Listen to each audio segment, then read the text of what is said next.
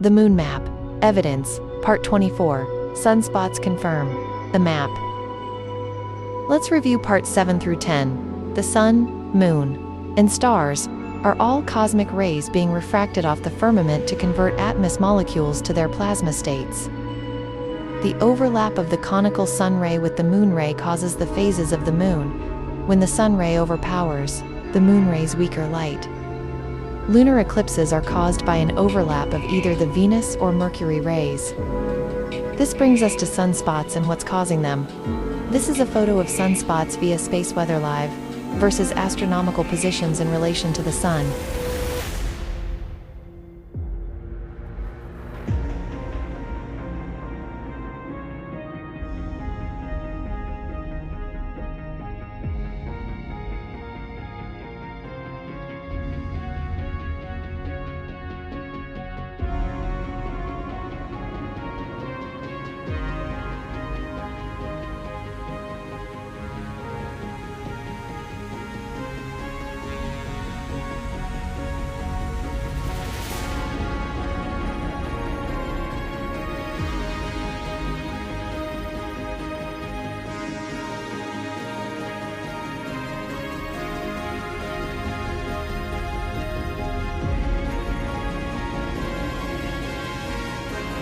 The sunspots match star cluster formations, as they are an overlap of the star rays with the sun's ray.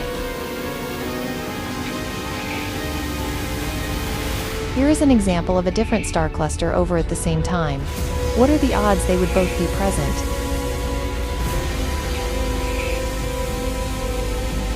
What are the odds that they would be in the right locations with respect to the sun? Let's take a look at a different day to see if this holds up. What are the odds that the clusters would match a pattern on the sun again?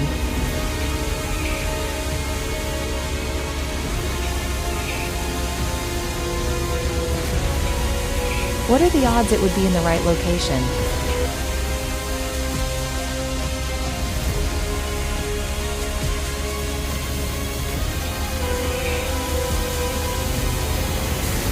Here is a year-long look at sunspots. Do you see the star ray patterns rotating across the sun? Inside the sun disk there is a neutralization of sunlight, which is why it's dark inside. Hollow.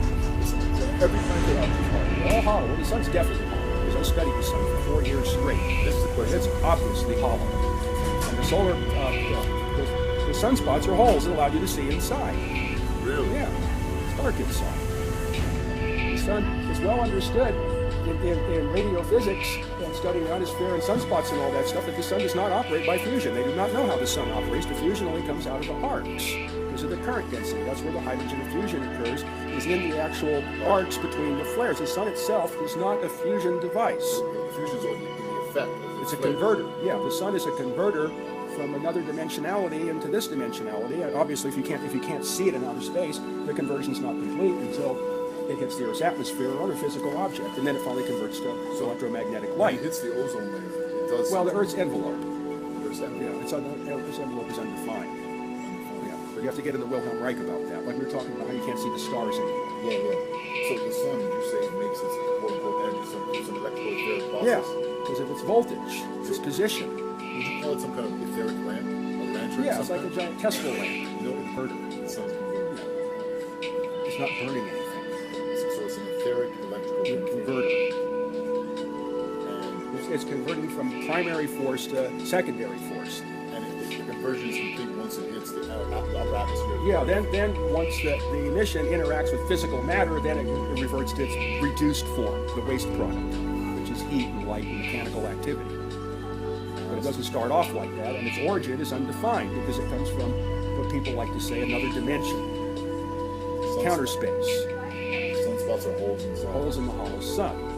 There's a photosphere that generates the light, and it's contiguous. It's not contiguous. It's little things that move around. Contiguous. Yeah, it's an arrangement of little glowing spots, and it's dark in between. It's a veil.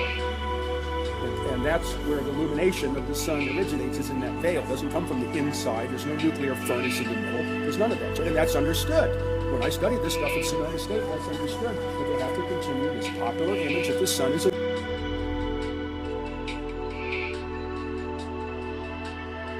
The truth will set us free.